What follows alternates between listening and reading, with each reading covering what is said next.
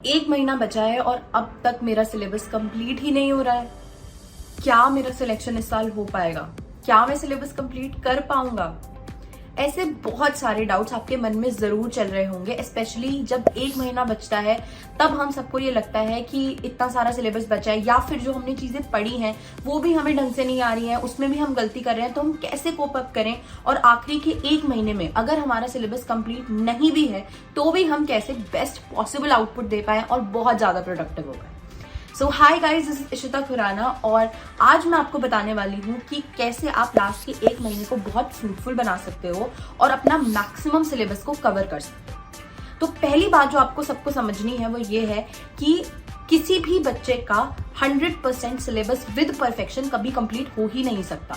NEET से एक दिन पहले तक आपको यही लगेगा कि मेरा सिलेबस पूरी तरह से 100% कंप्लीट नहीं हुआ है, and honestly that is not very important.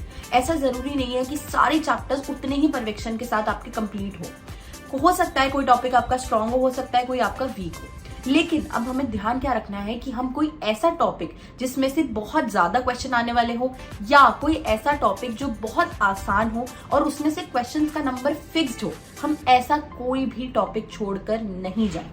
तो सबसे पहले आपको ये ध्यान रखना है, बायो में आप कोई भी चैप्टर नहीं छोड़ने वाले हो, क्योंकि अगर बायो का कोई चैप्टर आपका अभी भी रहता है और आप अभी भी पढ़ लेते हो तो भी आप उसके सारे क्वेश्चन ठीक कर सकते हो। तो बायो का आप में से कोई भी चैप्टर, कोई भी टॉपिक नहीं छोड़ के जाएगा। आपको बायो पूरी कंप्लीट करके ही जानी है।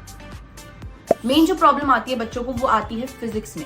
फिजिक्स में बहुत लोगों को ऐसा लगता है कि कोई एक पर्टिकुलर चैप्टर, एक पर्टिकुलर टॉपिक मुझे नहीं आता है, बहुत ज्यादा मुश्किल है, तो मैं क्या करूं इसके लिए। तो फिजिक्स के लिए एक तो मेरे चैनल पे बहुत अमेजिंग सीरीज चल रही है जिसमें शिवम सर पूरी फिजिक्स एक एक चैप्टर पढ़ाने वाले हैं। और अगर आप वो वीडियो देख लेते हैं, अगर आप वो लाइव अटेंड कर लेते हैं, तो आपके फिजिक्स के ऑलमोस्ट सारे चैप्टर्स ऐसे कवर हो जाएंगे कि एटलीस्ट आप नीट में उनके क्वेश्चन सॉल्व कर पाओ। तो अगर किसी बच्चे को लगता है मेरा कोई एक पर्टिकुलर चैप्टर वीक है, वो जरूर वो सेशन अटेंड किया करे। Telegram channel Ishita for you पर उसका सारा लिंक सब कुछ आपको मिल जाएगा, तो वहां से आप उसको ज्वाइन कर सकते हैं। साथ में फिजिक्स के लिए हमें क्या करना है वो मैं आपको इन डिटेल बताने वाली हूँ। सो फिजिक्स के लिए आपको क्या करना है, आपको एक लिस्ट बनानी है। पहली तो आपको एक वेटेज वाइज लिस्ट देखनी है जिसमें आपको ये पता चले कि कौन से चैप्टर से कौन से क्वेश्चन आते हैं और कितने नंबर ऑफ क्वेश्चन आते हैं। उससे आपको ये आइडिया लगाना है कि कहीं कोई ऐसा चैप्टर तो नहीं जो बहुत ज्यादा वेटेज का और आपसे नहीं हो पा रहा हो और आप उसको छोड़ने की सोच रहे हो। और अगर आपको ऐसा लगता है कि कोई एक ऐसा पर्टिकुलर चैप्टर है, for example semiconductors, for example rotation, जिसमें आपको लग रहा है कि यार इसमें क्वेश्चन बहुत ज्यादा आते हैं और ये चैप्टर मुझसे नहीं होता है, तो मैं छोड़ने की सोच रहा था, आपको वहां पे स्मार्टली एक काम करना है। आपको क्या करना है, आपको उन चैप्टर में उसके प्रीवियस ईयर क्वेश्चन खोल के ये देखना है कि कौन से कॉन्सेप्ट पे, कौन से टॉपिक पे हर साल क्वेश्चन आते हैं। जैसे सेमीकंडक्टर्स में एक क्वेश्चन गेट्स पे हर साल आता है, तो एटलीस्ट अगर सेमीकंडक्टर से 3 क्वेश्चन आ रहे हैं तो एक क्वेश्चन गेट का आप सही कराओगे। तो आपको छोड़ना नहीं है चैप्टर, आपको ये देखना है कि उस चैप्टर में से कितने कॉन्सेप्ट्स पे क्वेश्चन आ रहे हैं और आपको उन कॉन्सेप्ट्स को समझने की कोशिश करनी है। जैसे रोटेशन में भी सेम है, जैसे आपको सेंटर ऑफ मास निकालने को आ सकता है, तो सेंटर ऑफ मास आपने एटलीस्ट सीख लिया कि अगर आपको लगा कि यार रोटेशन में अगर 3 क्वेश्चन आए तो एक तो मैं सही कर पाऊंगा।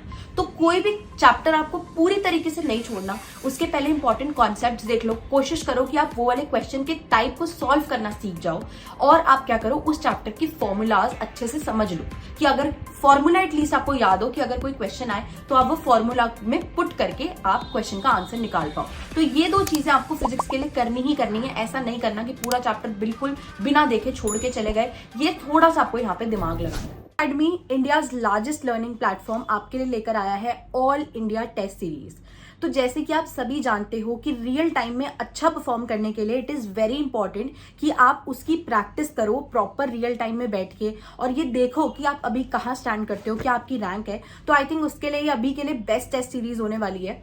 इसमें आपको मिलेंगे 11 फुल सिलेबस मॉक टेस्ट, जिसमें आप जब टेस्ट दोगे उसके बाद आपको आपका डिटेल्ड एनालिसिस मिलेगा, आपको आपकी टेस्ट रिपोर्ट मिलेगी, आपको आपकी रैंक पता चलेगी, जो कि बहुत सारे स्टूडेंट्स ये टेस्ट अटेम्प्ट करेंगे उसके साथ। प्लस आपको detailed solutions, detailed video solutions मिलेंगे यूट्यूब चैनल्स पे, जो आपको टॉप एजुकेटर्स आपको सॉल्व करेंगे आपके सारे डाउट्स। तो वो भी आपके साथ एक एक्स्ट्रा बेनिफिट है and it is very very affordable. जितने में आप एक पिज्जा खा लेते हैं उतने में आपको एक टेस्ट सीरीज मिल जाएगी and that is going to be really helpful for you. So to buy आपको जाना है नीट यूजी गोल में अनअकैडमी पे एंड उस पे जाकर आपको गेट अ सब्सक्रिप्शन पे जाके करना है लाइट ऑफरिंग, वहां पर आपको क्लिक करना है और आपसे कोड मांगा जाएगा। तो आप मेरा कोड इशिता डाल सकते हैं, तो 199 का जो प्राइस है वो भी आपके लिए और कम हो जाएगा, आपको डिस्काउंट मिल जाएगा और आपको काफी अफोर्डेबल प्राइस पे टेस्ट सीरीज मिल जाएगी। सो आप सभी ज्वाइन कर सकते हैं एंड आई एम श्योर ये आपके लिए काफी फ्रूटफुल होगा। बट आपको मेक श्योर करना है कि आप सारे टेस्ट जो भी दिन शेड्यूल्ड है वो टेस्ट आप उसी दिन दें एंड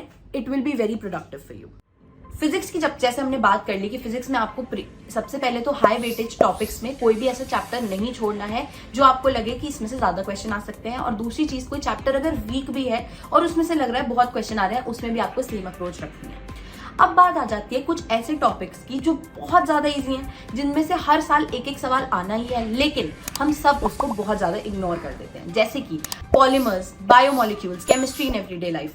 ऑनेस्टली मैं खुद एक ड्रॉपर रह चुकी हूँ और जब मेरा पहला अटेम्प्ट था नीट का तो मैंने क्या किया था, polymers, chemistry in everyday life और बायोमोलिक्यूल्स ऐसे चैप्टर्स छोड़ दिए थे। मुझे लगा ये तो आसान चैप्टर्स हैं, छोड़ दो इन्हें, या फिर इन्हें कोई पढ़ाता भी नहीं है तो इनको छोड़ देती हूँ।